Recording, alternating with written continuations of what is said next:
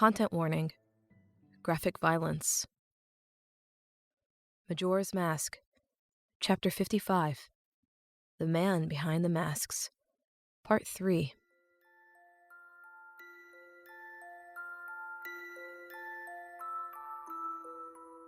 Its screams echoed in the dark room. The mask salesman continued playing the Song of Healing along his grand piano's keyboard. This time, he watched his victim facing the stone table as the musical notes clashed with the monster's screams. Navi floated just beside him. Her eyes were wide with horror as she beheld the screaming creature's death rattles. The room underneath the shack was clean.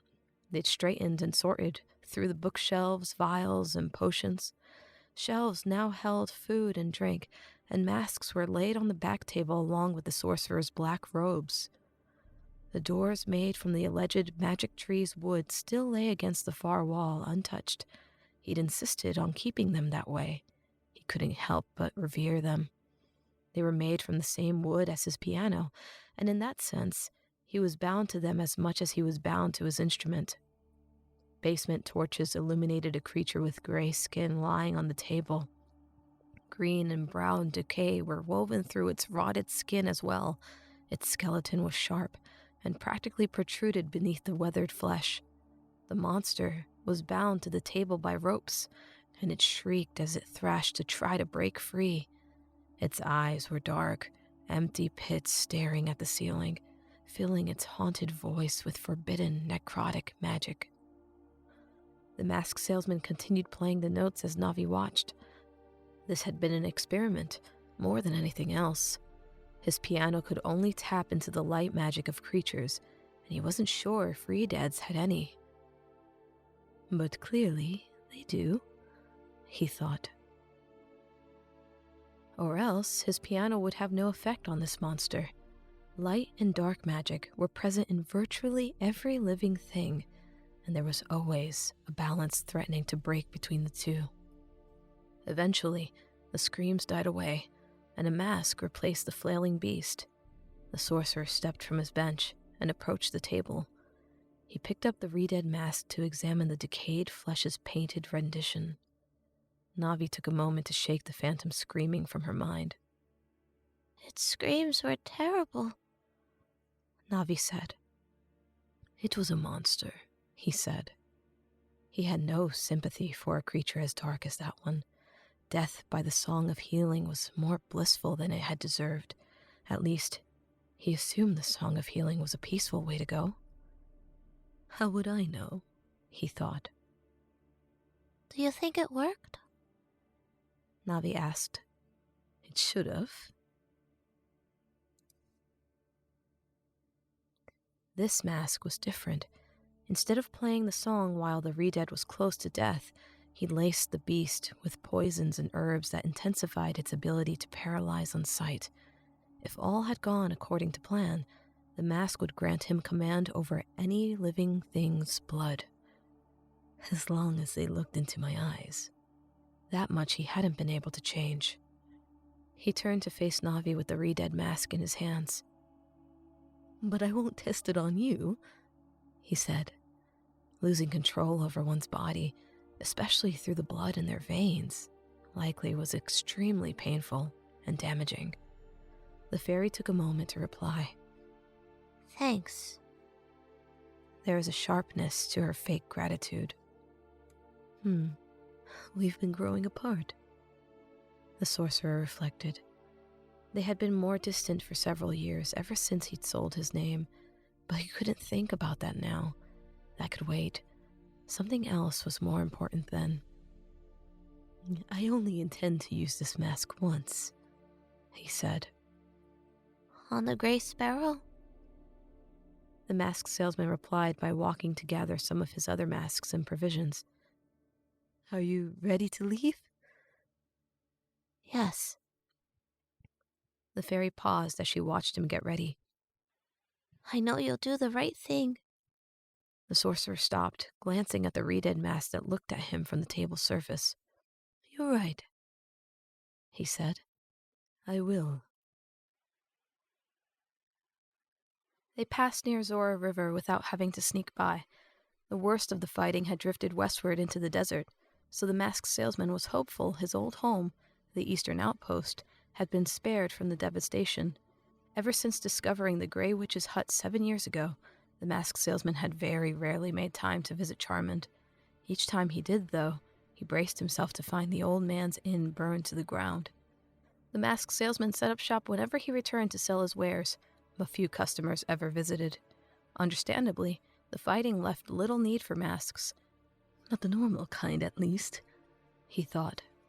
With the sleek stone walls of Zora's domain at their backs, the valley stretched on to reveal a small collection of buildings. Looks like it's still there, Navi said. The masked salesman almost responded with, home. But that wasn't true anymore. His home was now the Grey Witch's lair, and hopefully he would one day make use of its portals to 2 other realms. One was by far the darker of the 2, a world of demons linked to Hyrule by a stone altar. He wondered if it might be possible to traverse into that realm of darkness himself, or if mortals could never survive in a place like that. There likely was no light magic there. The second realm was linked to Hyrule by the wooden doors, but he knew far less about what lay on its other side. Most references alluded to a realm of nothingness, phantoms and half-things that amounted to nothing more than illusions. The masked salesman sighed when he thought about the eastern outpost's comparative dullness. This might be one of the last times we come here. Navi didn't respond. She was distracted, looking off at the distant lost woods. Yeah, She said eventually. The masked salesman did not press her. She was entitled to her secrets, too. He found his stall vacant. The young man ran a finger along the familiar wooden surface, crestfallen at the dirt that had piled up. Clearly, it had not been used at all since his last visit. The decorative strings were void of any masks, and he felt the rhythmic wooden clank's absence. He turned to the nearby road and crossed it to enter the inn on the other side. Charmond greeted them. His graying hair was now solid white, but other than that, and some new wrinkles, nothing else had changed. He smiled. Onmund, Navi, it's nice to see you two. Onmund? The name caught him off guard, but he hid his surprise with a smile. It's nice to see you as well. He paused. The lively hearth beside them filled the silence, but it made the masked salesman uncomfortable. Charmond and Navi both looked up at him expectantly, as if he could fix whatever was broken between them. I just came by for some supplies before we went on a trip, and my next visit will likely be my last. Once we return from our journey, I'll take everything of mine. The strong old man's smile faltered, but he nodded all the same. He wielded the expression of a stranger, of a family member who'd fallen out of touch, but wished they hadn't. Navi's expression from beside him was vacant in comparison. She knew better than to cling to the relationship they'd outgrown, like she and Charmond's. The masked salesman only hoped that theirs was not among them. They left Charmond behind to go up to their room. The old doorway creaked open, and light spilled onto its small, homely contents. Comfort and sentiment threatened to slow him down when he saw his familiar bed and wardrobe, but he pushed those hindrances away. He quickly approached the dresser and opened it, rummaging through undershirts. He soon found the last piece to set his final quest in motion. It was his purple tunic. It was as small as he'd been the day he last wore it, that day he performed his final play. The dragon play. That was one detail he often forgot. It brought warmth to his chest to think of those faces in the crowd, eagerly watching him as he became different characters. He missed those days. Or did they ever leave? He wondered. Am I still pretending? No, he decided definitively. He was a sorcerer, and he would use his powers to get revenge. It was what he wanted. There was no longer a name and place to bind him from doing otherwise. Would I have been too weak before the sacrifice? Was I fooling myself back then? He supposed it didn't matter. He would never be that boy again. He felt the tunic's smooth fabric, pausing over the bloodstain where the gray sparrow had grabbed him. "You got no right having something you can't even fight to keep," the bandit leader had said. Well, the masked salesman thought then, you're about to get more of a fight than you ever bargained for. The sorcerer reached into his robes and pulled out a mask. It was the face of a rather large pig, tusks bared and face contorted in anger.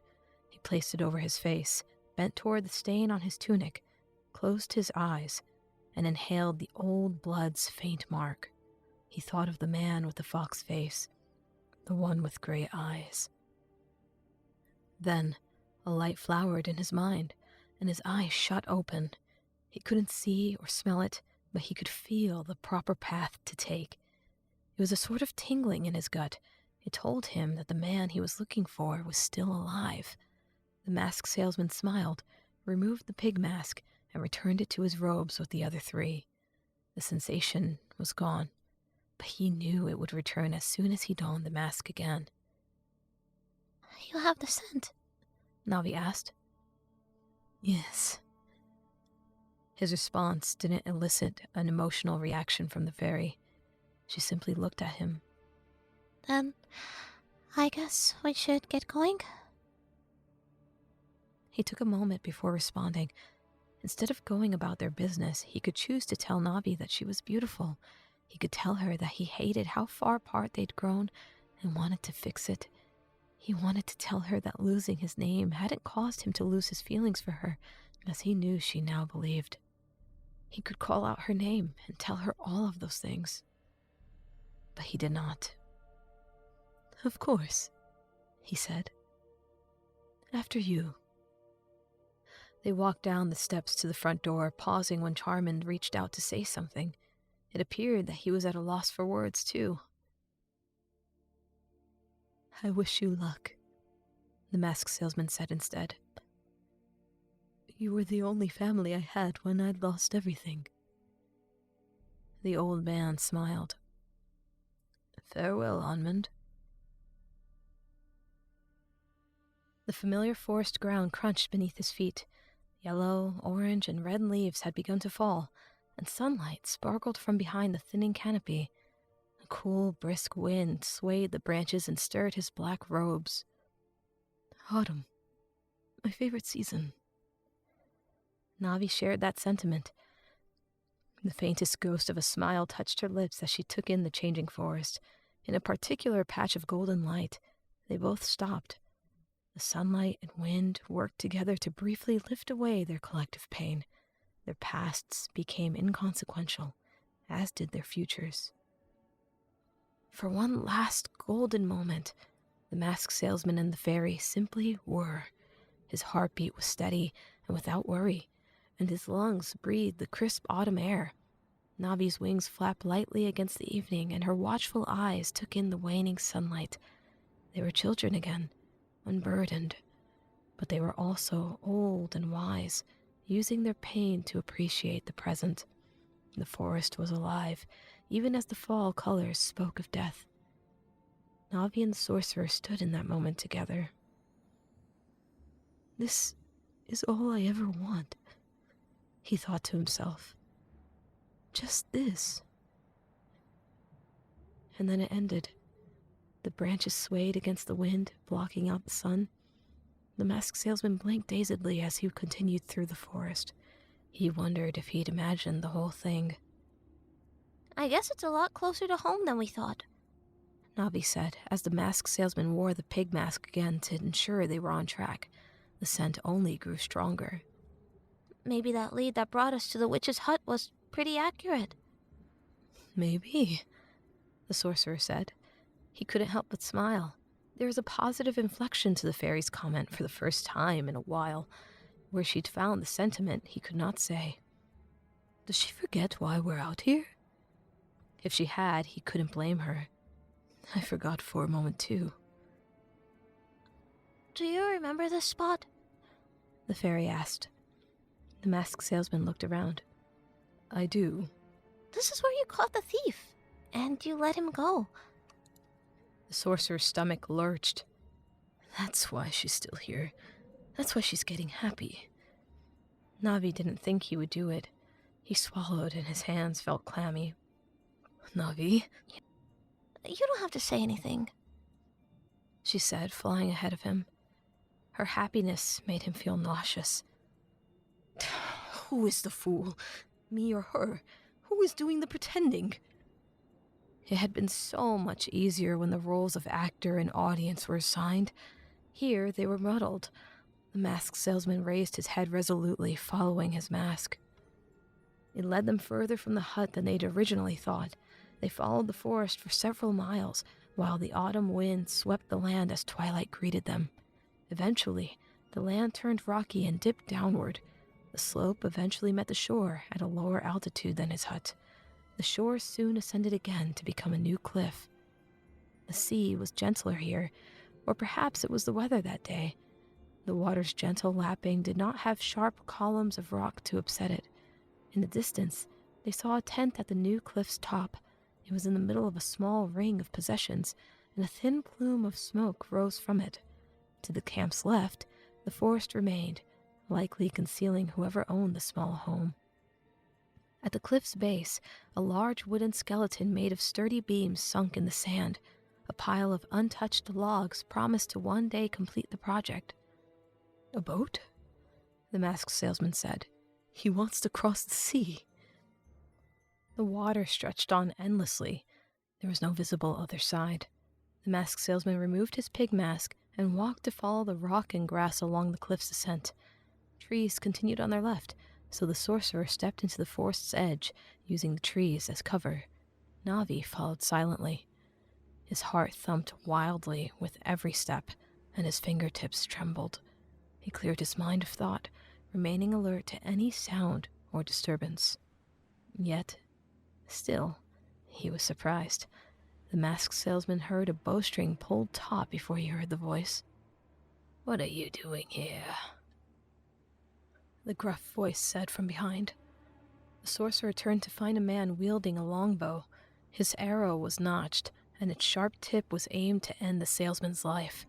The autumn wind gently rustled the dying winds as the sorcerer and fairy took in their attacker, standing only several feet away.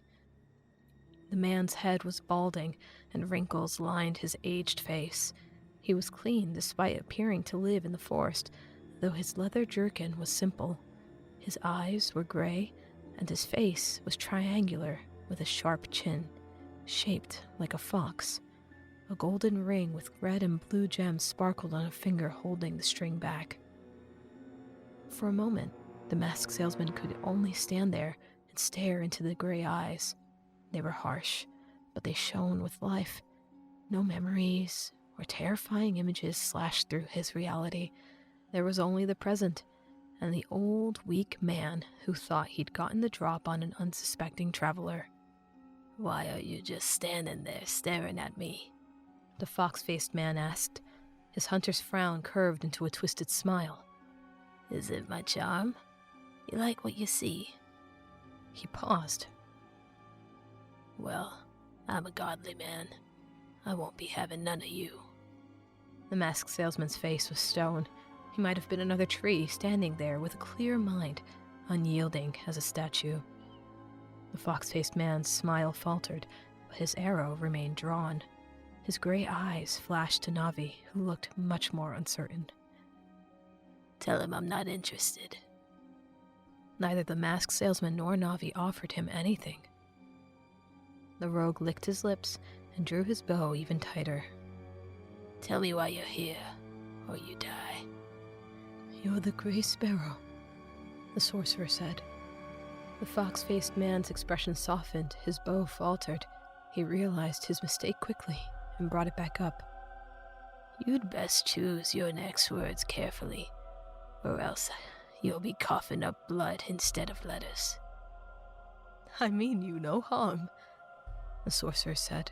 His black eyes were cold, and underneath them, a smile of his own appeared.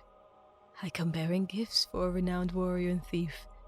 The Gray Sparrow took a step forward threateningly, and in reply, the red-headed man took one back. "Ex-thief, of course. I promise not to harm or even lay a finger on you.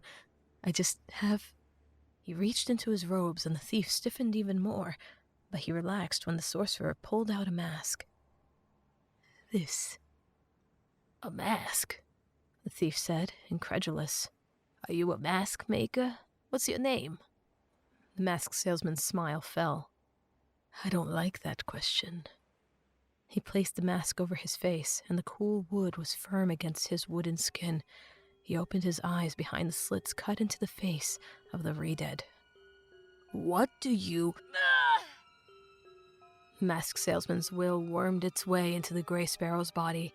Through those gray, watery eyes, he felt a thick, steady river of warmth pulse through the rogue's flesh. It was life, blood, and it trembled before the might of the mask salesman's mind. The sorcerer felt muscle trying to contract in the gray sparrow's fingers. He was trying to release the bowstring, but the mask salesman stopped that. The fox-faced man could only tremble in place, his bow now useless, even as it was primed to fire.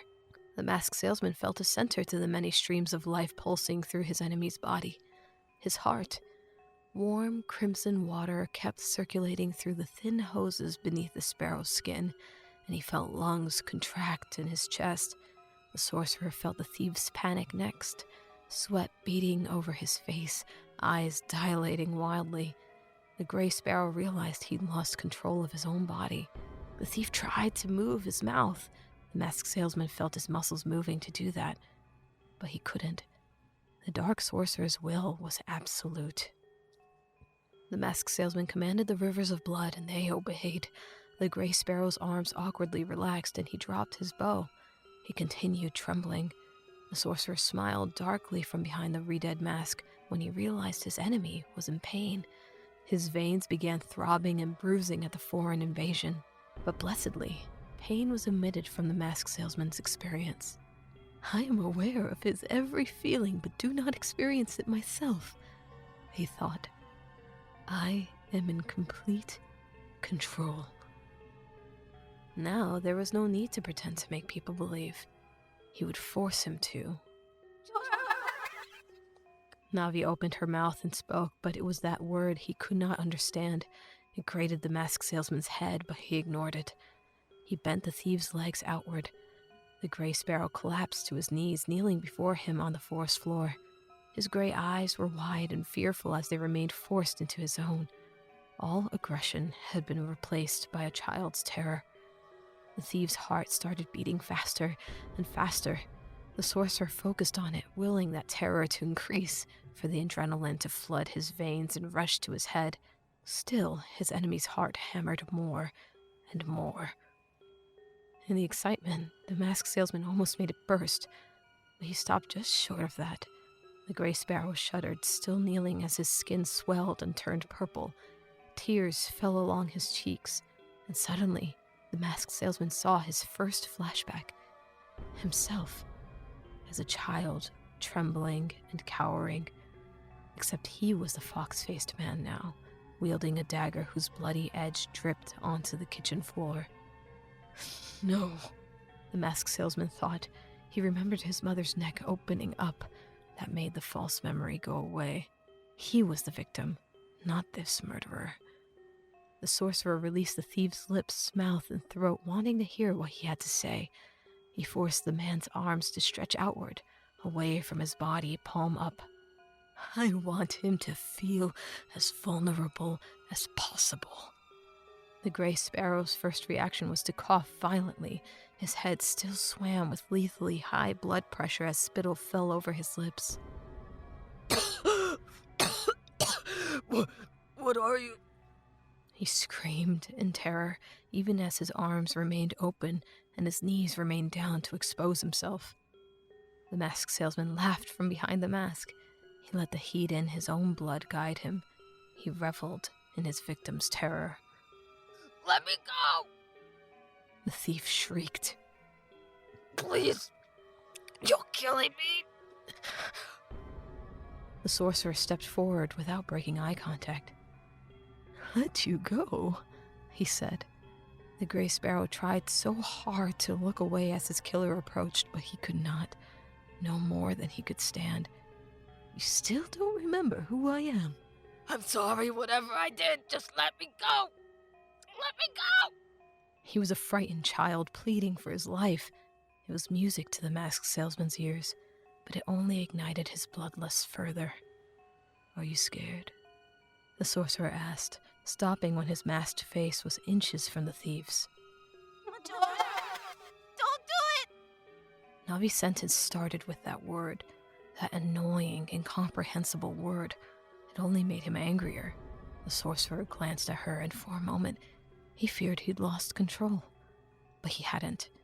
As long as the victim was looking into the mask's eyes, the wearer would always be in control. Please! You're better than him! Just let him go! The masked salesman turned back to his captor.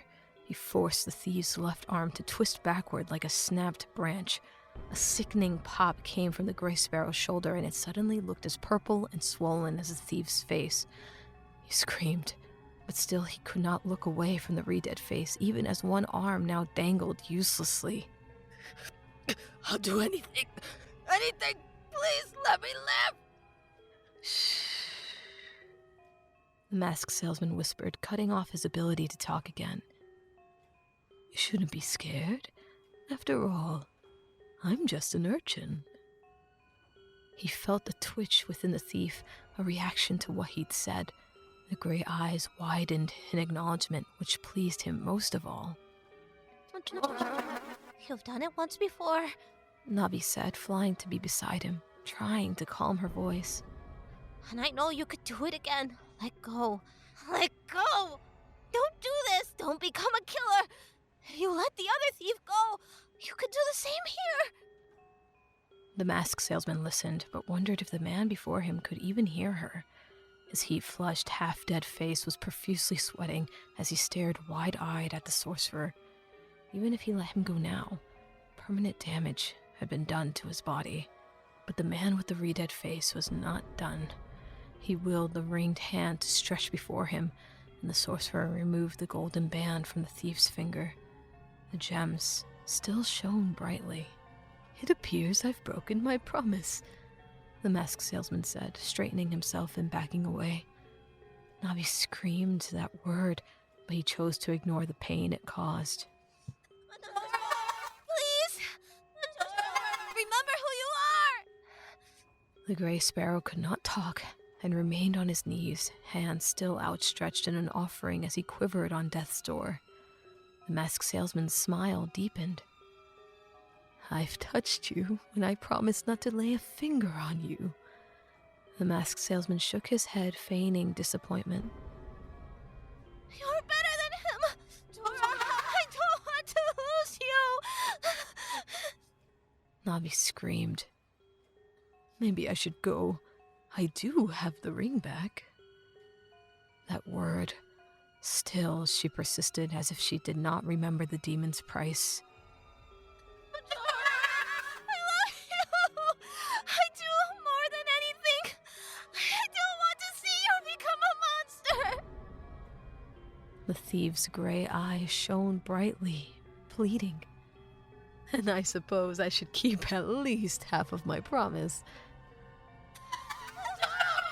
Don't do it! The sorcerer smiled darkly. Or not.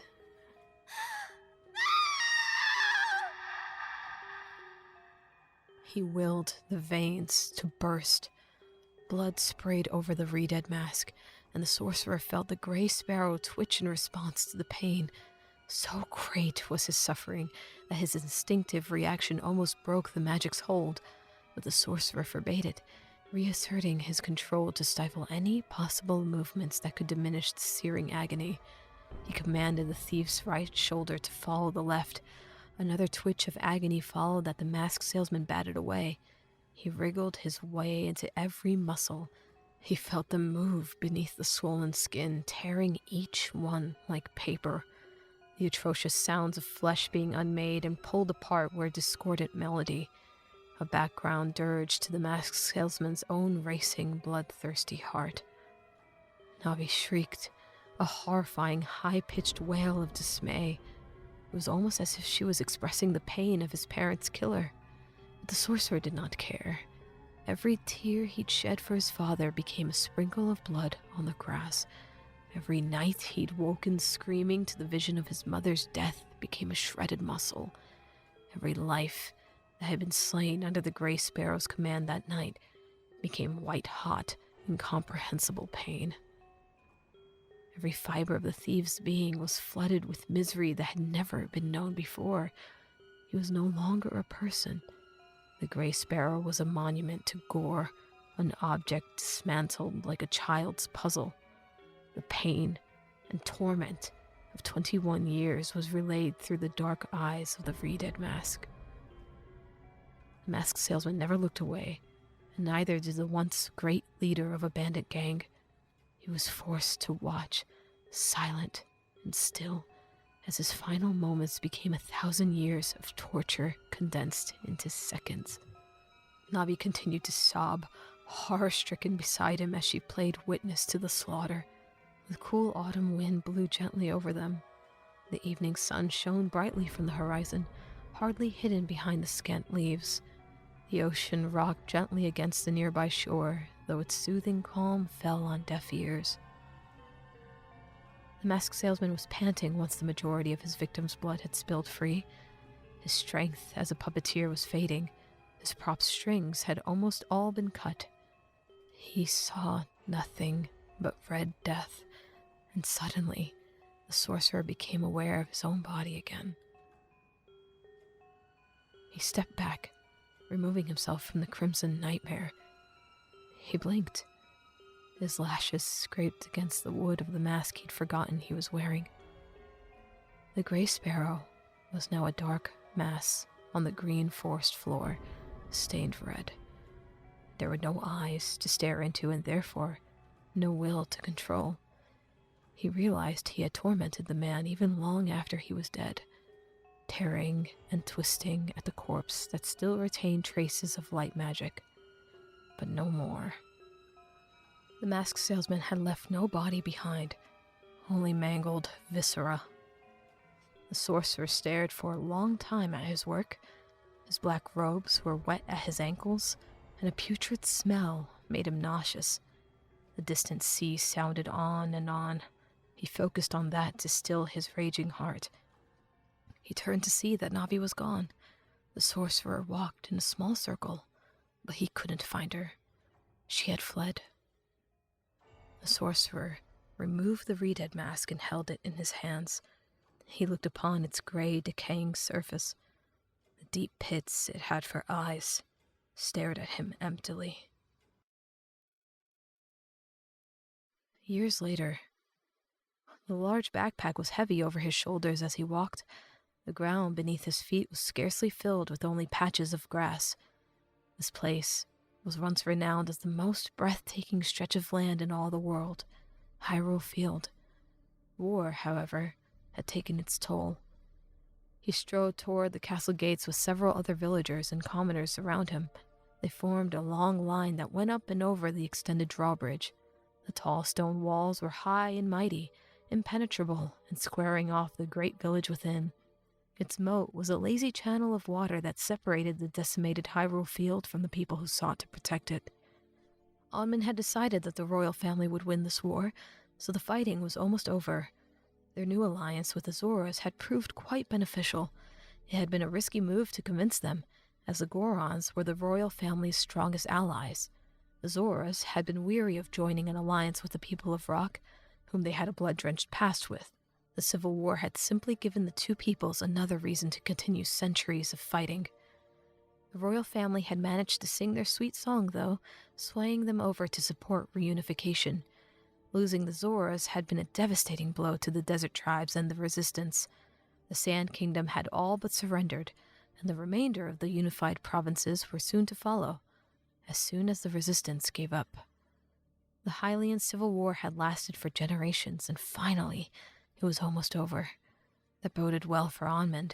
A united Hyrule would be easier to manipulate. His years living with Charmand and risking danger had finally paid off. After setting his eyes on the castle and choosing a side, the rest had followed seamlessly. While most of the crowd sought refuge, Amund had come to claim property he'd finally purchased with his newly amassed wealth.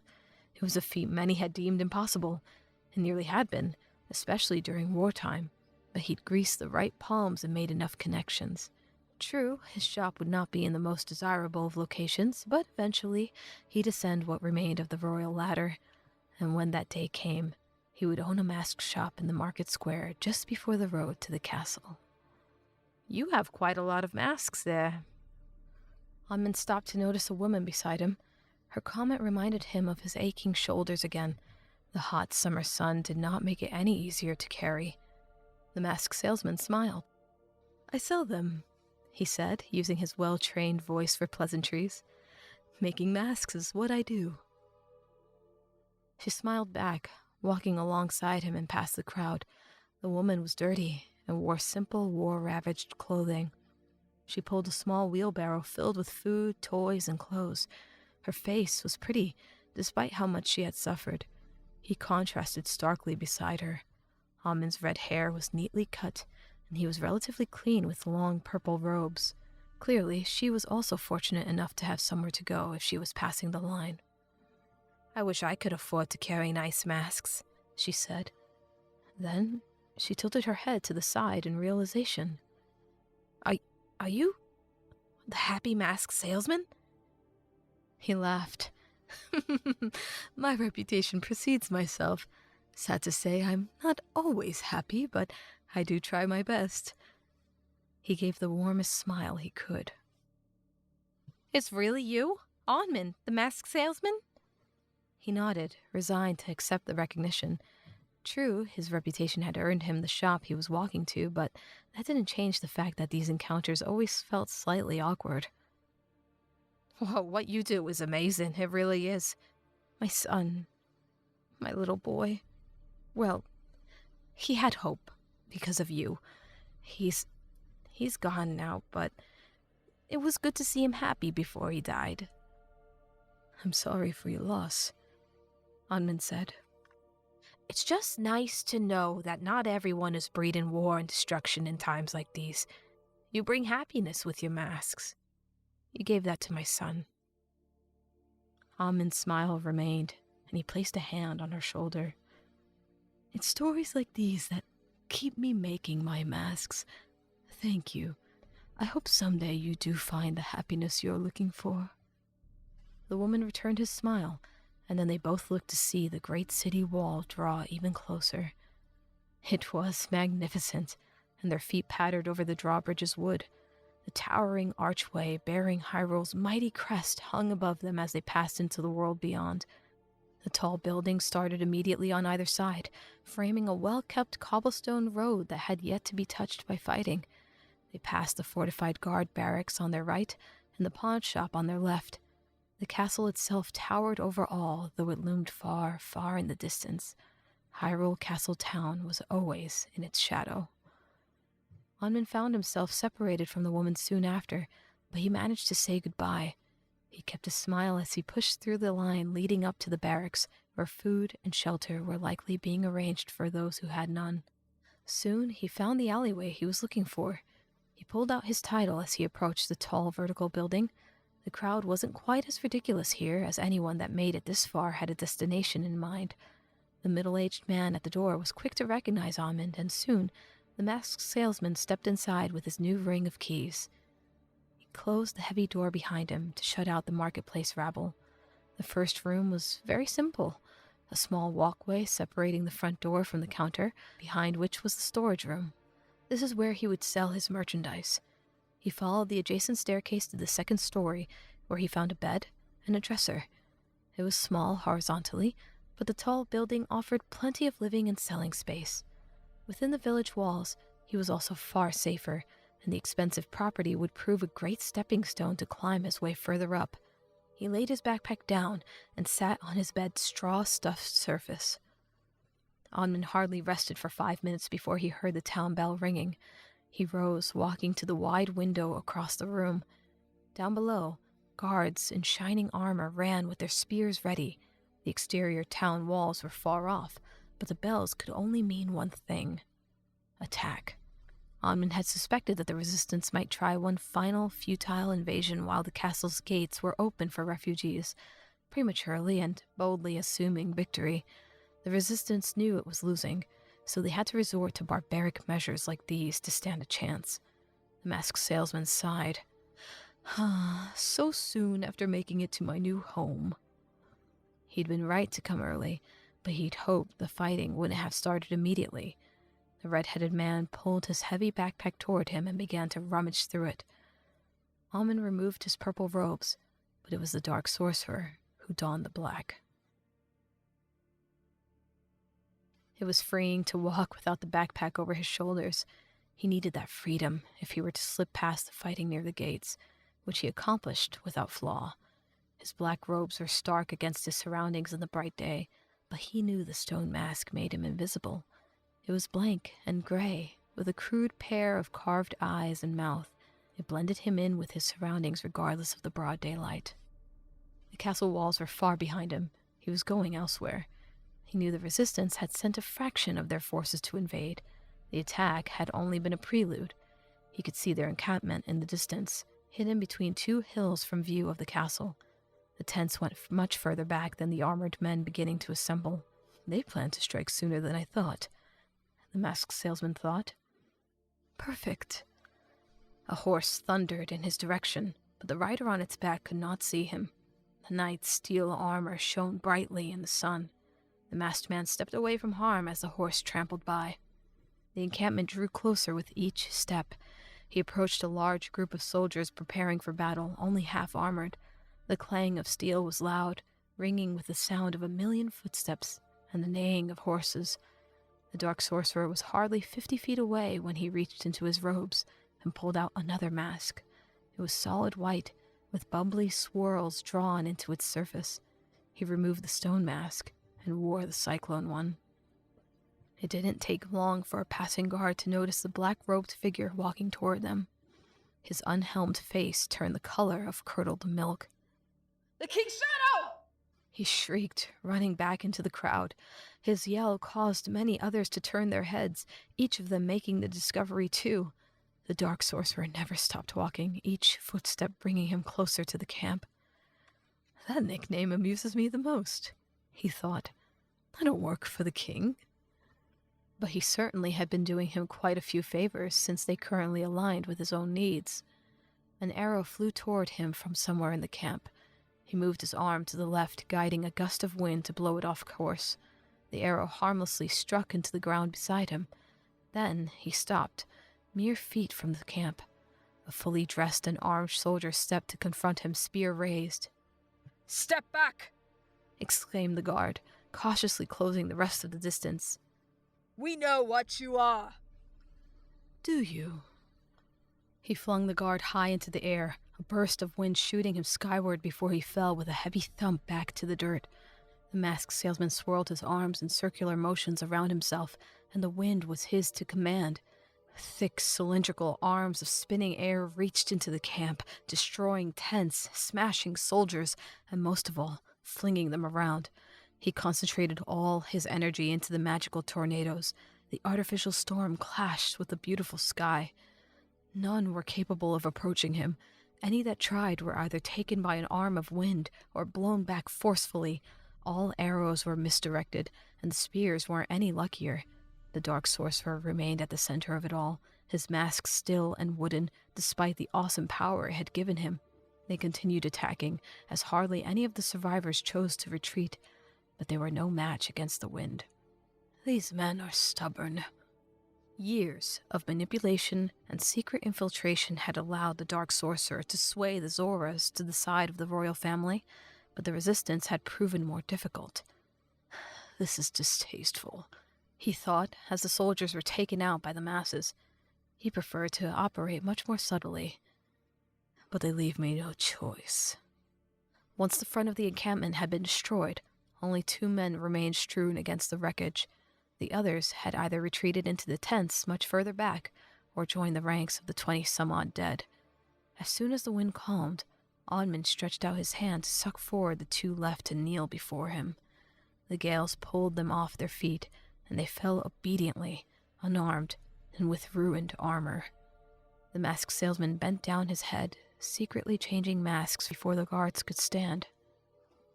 "Your face," one of them began to say, but he was cut short. Both of them had made the mistake of looking into the dark, decaying eyes of the re-dead face. Their blood froze, and he was in complete command of their bodies. It was an art he had mastered over the years. "The war is won," the Dark Sorceress said. "The resistance has failed.